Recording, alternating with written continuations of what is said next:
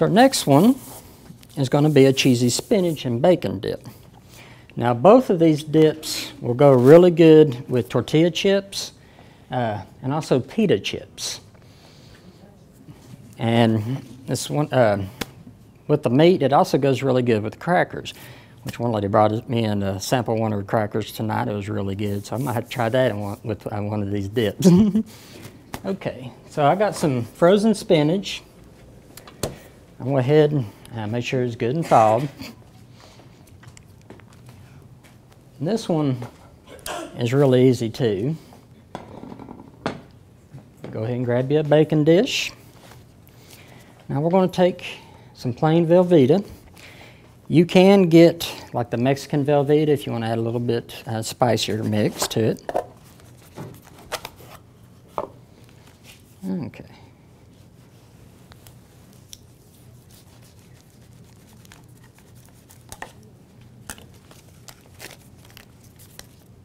All right.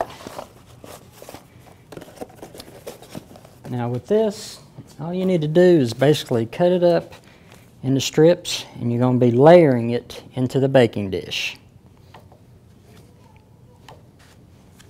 This is another one that, as it cooks down, it'll start melting. It cooks at 350 degrees as well. Yeah. Michael, y'all also have a grated Velveeta down there that I buy sometimes. Could you use that, or is it better to use this? You could use either one, actually. So it's just a matter of your preference. This one is a little bit more cost-effective for some people, but flavor-wise, cooking-wise, once it cooks down and melts, it's not going to make a world of difference. It'll actually save you some steps, of course. So here we just, if you're using this kind, just go ahead and cut it in strips and lay it out.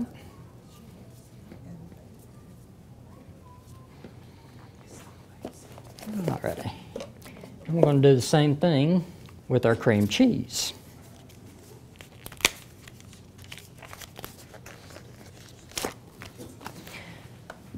Now this is one time I didn't use the whipped cream cheese because we're cutting it up into strips and laying it out. And so this works better for this.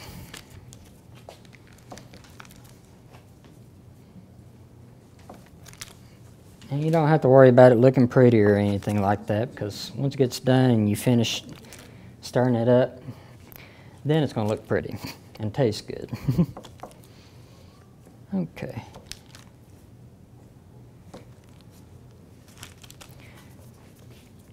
I've actually doubled the recipe for what this is calling, if you were wondering, because this is an 8-ounce pack and it calls for a 4-ounce cream cheese. Okay. Now the next thing we're going to need is just canned diced tomatoes. Do not drain it. Normally I'll tell you about draining and stuff. You actually want to keep the fluids in with this. And just pour that over.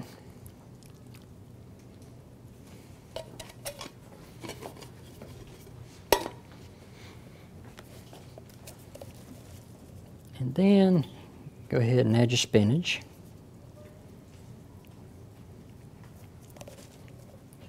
Now somebody asked me, well, could you use fresh spinach?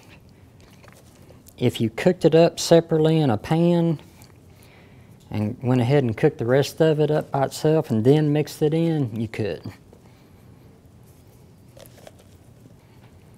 Just add that in there.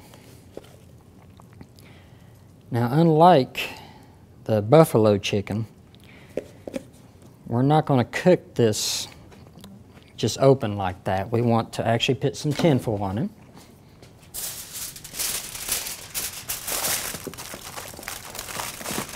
That'll keep your spinach from charring on top.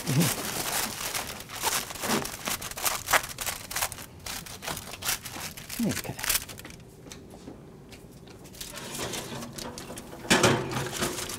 Now this one will cook about 25 to 30 minutes at 350 degrees.